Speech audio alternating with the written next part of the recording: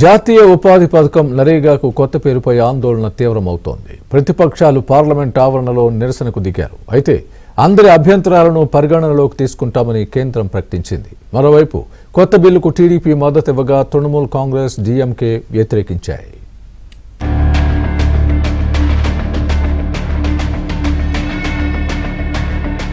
ఉదయం పార్లమెంట్ ఆవరణలో కాంగ్రెస్ ఎంపీలు ఆందోళనకు దిగారు. సత్యమేవ జయతే బ్యానర్లతో ఎంపీలు నిరసన తెలిపారు.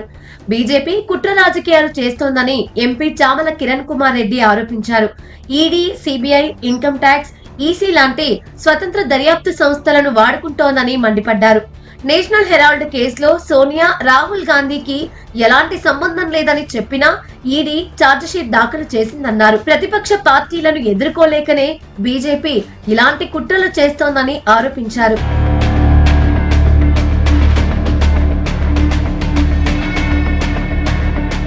బీజేపీ ప్రభుత్వం పేదల పొట్ట కొడుతూ ప్రభుత్వ ఉపాధి హామీ పథకాన్ని నిర్వీర్యం చేస్తోందని ఎంపీ రేణుకా చౌదరి విమర్శించారు. నిధుల భారాన్ని రాష్ట్రాలపై నెట్టడం అన్యాయమని, పథకం పేరు మార్చినంత మాత్రాన ప్రయోజనం లేదని ఆమె అన్నారు. పేదల ఉపాధిని దెబ్బతీస్తున్నందుకు ప్రభుత్వం సిగ్గుపడాలని ఆమె ఘాటుగా విమర్శించారు. मनरेगा नाम का बदलावा में वो जो कर रहे हैं हानिकारक काम, जहां गरीब से गरीब इंसान को जो हमने कांग्रेस के नाते उन लोगों को दिया था सहारा, जो बेरोजगार बैठे रहते फसल के बाद उनको जीने का एक तरीका और रास्ता हम दिखाए थे, उन सब को खराब कर रहे हैं ये सरकार। और अब ये जिम्मेदारी राज्य सरकार पे थोप दिए हैं, जहां लाखों करोड़ों का खर्चा उठाना पड़ेगा स्टेट को।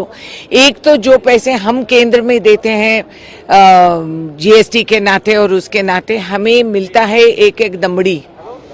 अगर हम 1 रुपया देते हैं तो तेलंगाना को 4 पैसे से कम ही मिलता है। और ऐसे करते करते आज का दिन मनरेगा का ये नाम बदलने का बड़ा शौक है इस सरकार को। कितने अरबों रुपया खर्चेंगे नाम बदलने में ये नहीं बताते हैं। और नाम बदल के क्या कमाना चाह रहे हैं, क्या करना चाह रहे हैं? गरीबों से ये लोगों का कोई हमदर्दी नहीं है। और ऐसे नाम बदल के लोगों को गुमराह करके राज्य सरकार पे ये बोझ उतार के फिर ये बोलेंगे कि हमने सब कुछ अच्छा किया, हमने भला किया। शर्म करना चाहिए इस सरकार को कि गरीब से गरीब आदमी का सहारा और उनकी रोजगार को ये खा जा रहे हैं। సాయంత్రం లోక్సభలో కొత్త బిల్లు జీరాంజీపై కేంద్ర వ్యవసాయ శాఖ మంత్రి శివరాజ్ సింగ్ చౌహాన్ చర్చ ప్రారంభించారు. అందరి అభ్యంతరాలను పరిగణలోకి తీసుకుంటా అన్నారు.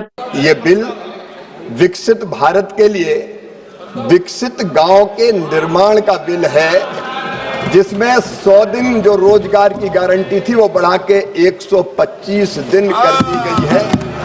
हम रोजगार भी देंगे और 100 से बढ़ा के 125 दिन।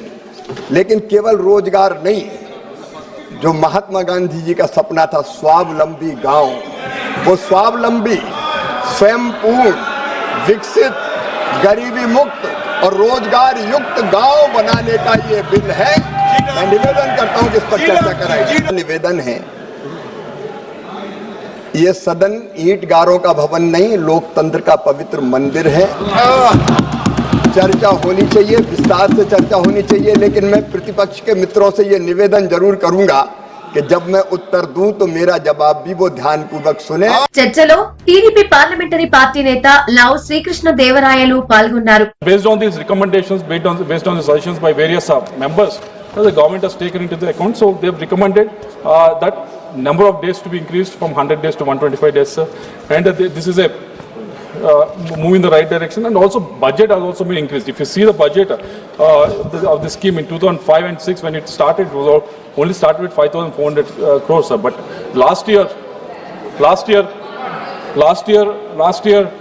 it was increased to almost 86,000 crores. So we have seen, I have seen during the time of COVID, it was increased to almost 1,10,000 crores to help the people in the need, to provide them the work and everything. So this has worked well for certain times. It needs some change. So these iterations has been coming to place. So we welcome this new changes that has been made. But అయితే కొత్త బిల్లుపై Trinamool Congress MP Mahua Moitra, DMK MP Kanimozhi అభ్యంతరాలు వ్యక్తం చేశారు. గాంధీ ఆదర్శాలను మంటగలుపుతూ కొత్త బిల్లును తెచ్చారని విమర్శించారు.